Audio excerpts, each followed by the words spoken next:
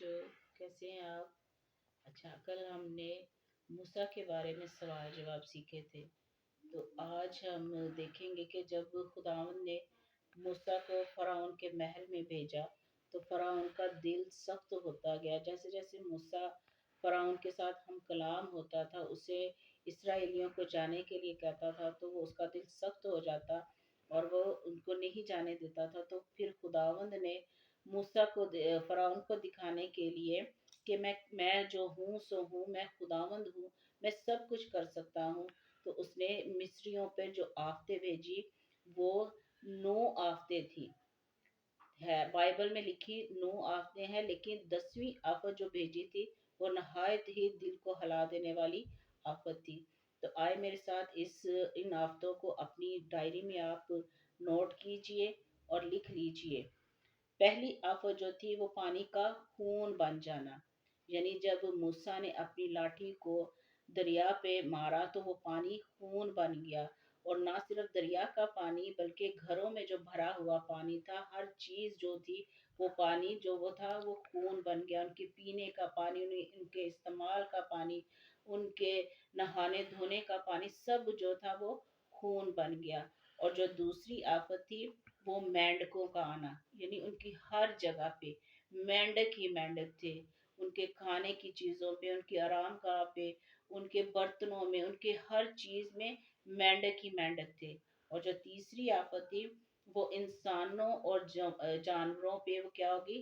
وہ جوئیں آ گئی، یعنی اتنی موٹی موٹی جوئیں جیسے کوئی کیڑے ہوں، اور ہر انسان پہ، ہر جانور پہ وہ اس قدر بھر گئی تھی کہ ان کا جو تھا وہ برا حال ہو گیا تھا۔ اور جو چوتھی آفت تھی وہ تھے مچھروں کے ہور، اتنے موٹے موٹے مچھر تھے جیسے کوئی بچھو ڈنک مارتا ہے، اس طرح کے وہ مچھر تھے۔ اور جو پانچویں آفت تھی وہ تھی مری کی بیماری۔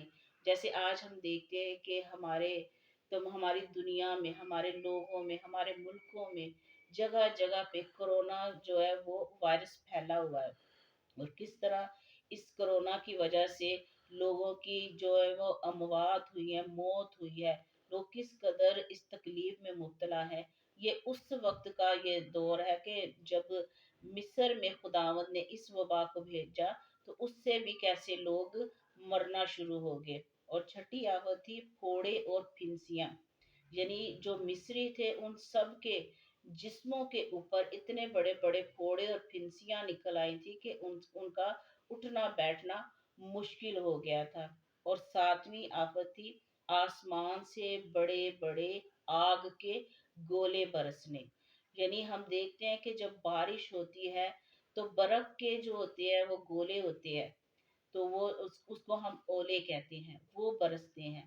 لیکن اس وقت خدا کے قہر سے خدا نے دکھانے کے لیے کہ میں سب کچھ کر سکتا ہوں، آسمان سے آگ کے بڑے بڑے گولے برسے، یعنی گولے گرنا شروع ہو گئے، جیسے بارش برستی ہے ایسے ہی وہ آگ کے گولے برسنا شروع ہو گئے، اور ان کی کھڑی فصلیں جو ہے وہ تباہ ہو گئی، ان کے جانور مرنا شروع ہو گئے، جو گھروں سے باہر لوگ تھے وہ جل کے مر گئے۔ اور اسی طرح خداوند نے 8ویں آفت جو بھیجی وہ ٹڈیوں کی آفت تھی، یعنی جو آگ کے گولوں سے فصل بچ گئی تھی وہ ٹڈیوں نے تباہ کر دی، ٹڈیوں نے کھا لی، ان کے گھروں میں، ان کے کھانے کی چیزوں میں، ان کی ہر چیز میں اس قدر ٹڈیاں بھر گئیں کہ ان کا جینا جو تھا وہ دوبر ہو گیا۔ اور 9ویں آفت جو تھی وہ سارے ملک میں 3 دن تک تاریکی چھائی رہی، یعنی اس قدر اندھیرا ہو گیا تھا کہ دن کے ٹائم بھی جو لوگ تھے وہ ٹٹول ٹٹول کے چلتے تھے، دیواروں کو پکڑ پکڑ کے چلتے تھے کہ کہیں ہم گر نہ جائے، اس قدر اندھیرا تھا۔ اور ان ساری آفتوں کو دیکھنے کے باوجود بھی فرعون کا دل پھر سخت ہو جاتا تھا، کیونکہ یہ خداوند ہی کی طرف سے تھا۔ خدا مصریوں کو دکھانا چاہتا تھا کہ میں خدا ہوں، اور اسرائیلیوں پر یہ ظاہر کرنا چاہتا تھا کہ میں تمہارے ساتھ ہوں، کیونکہ جو اسرائیلی تھے وہ جشن کے علاقے میں رہتے تھے، اور جو یہ آفتی آئی تھی صرف مصر کے لوگوں پہ آئی، اور جو جشن میں اسرائیلی تھے ان میں سے کسی کو بھی کوئی ضرر، کوئی نقصان نہیں ہوا، وہ سب کے سب بالکل محفوظ تھے۔ اور پھر جو 10ویں خداوند نے آفت بھیجی वो तो दिल को हिला देने वाली आफत थी। खुदावन ने क्या कहा कि अपने अपने घरों की चौखटों पे क्या करो, तुम एक बड़ा ज़िबा करके उसका खून लगा लो। जो इस्राएली थे उन सबों ने अपने घरों की चौखटों पे बर्रे के खून को लगा लिया। और जब रात के वक्त मौत का फरिश्ता आया, तो जिन चौखटों पे बर्रे का खून लगा हुआ था वो उन चौखटों को छोड़ता चला गया। और मिस्रियों में जो लोग थे उनके पलोठों को खुदा ने मार दिया। वो इंसान के पलोठे क्या, जानवर के पलोठे क्या, चरिंद परिंद जो जिन जिन के भी जो पलोठे थे, खुदा ने सबको मार दिया। और इस आफत को, इस मुसीबत को देख के फराउन का भी दिल क्या हो गया, दहल गया। और उसने कहा, मूसा को बुलाया और उसको कहा कि अपने लोगों को लेके यहाँ से चला जा। तो बेटो और मेरी बेटियों, ये वो आफतें हैं जो खुदावन ने मिस्रियों पर भेजी थी कि वो कैसे खुदावन के लोगों को रोके रखते। और आज हम इसी तरह देखेंगे कि जब मिस्र में से वो निकले हैं, तो फिर खुदावंद ने कुछ उन्हें अहकाम भी बताए हैं कि जब तुम मेरे हुक्मों को मानोगे, मेरे हुक्मों पे अमल करोगे, मेरे कलाम पे चलोगे, तो मैं हमेशा हमेशा तुम्हारे आगे आगे चलूंगा। तुम्हें जिस तरह मैंने मिस्र में उन आफतों से बचाया, मैं हमेशा तुम्हें उन वबाओं से, उन बीमारियों से, उन तकलीफों से हमेशा बचाए रखूंगा। लेकिन शर्त ये है कि तुम मेरे हुक्मों पर अमल करोगे। और जब मूसा 40 दिन के लिए पहाड़ पे गया, तो खुदावन ने उसे 10 अहकाम दिए, जिन्हें हम 10 कमांड भी कहते हैं। और खुदावन ने जब मूसा को जो 10 अहकाम दिए, तो वो मेरे साथ आप अपनी डायरी में नोट कीजिएगा। पहला हुक्म है, मेरे हजूर तू गैर माबूदों को ना मानना। यानी खुदा हमें ये हुक्म देता है कि मेरे सिवा किसी और को तुमने खुदा नहीं मानना।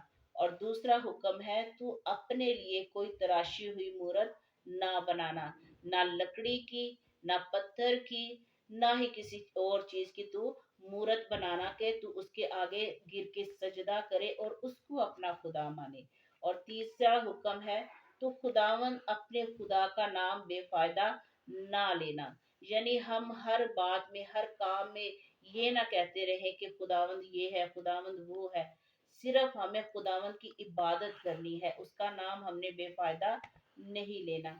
और चौथा हुक्म है, सबत के दिन को पाक मानना। यानी जो खुदावंद का मुकद्दस ठहराया हुआ दिन है, उस दिन को हम पाक माने और हैकल में जाके अपने खुदा की इबादत करें। और पांचवा हुक्म है, अपने माँ बाप की इज्जत करना। यानी खुदावंद ये हुक्म हमें कलाम मुकद्दस में देता है कि अपने माँ बाप की इज्जत करना। और जो लोग, जो बच्चे अपने माँ बाप की इज्जत करते हैं, कलाम के मुताबिक खुदा उनकी उम्र को दराज करता है और उन्हें बाप बरकत करता है। छठा हुक्म है, तू खून ना करना। सातवां हुक्म है, तू जना ना करना। आठवां हुक्म है, चोरी ना करना। नौवां हुक्म है, अपने पड़ोसी के खिलाफ झूठी गवाही ना देना। और 10वां हुक्म है, अपने पड़ोसी के घर का लालच ना करना। ये वो 10 अहकाम है, 10 हुक्म है जो हमें खुद खुदा ने करने का हुक्म दिया है। कि जब हम इन हुक्मों को मानते हैं, इन हुक्मों पे अमल करते हैं, इन हुक्मों को हम अपना लेते हैं, तो फिर खुदा हमें बरकत पे बरकत देता है। लेकिन इनमें से अगर एक भी हुक्म हम छोड़ते हैं, हम खुदा की हुक्म अदूली करते हैं, हम खुदा की नाफरमानी करते हैं, हम उसके कलाम पे नहीं चलते, तो फिर खुदा भी हमसे मुंह मोड़ लेता है। वो अपने हाथ को हमारी जिंदगियों से उठा लेता है और हम मुसीबत में, परेशानियों में, बीमारियों में गिरफ्तार हो जाते हैं। अगर आप चाहते हैं कि खुदावंद हमेशा आपके साथ रहे, आपको खुशहाली बख्शे, आपको बरकत करे, तो फिर हमें इन हुक्मों को अपनाने की जरूरत है, इन हुक्मों पे अमल करने की जरूरत है। खुदावंद आप सबको बरकत दे और हमेशा आपके साथ रहे। Bye bye, God bless you.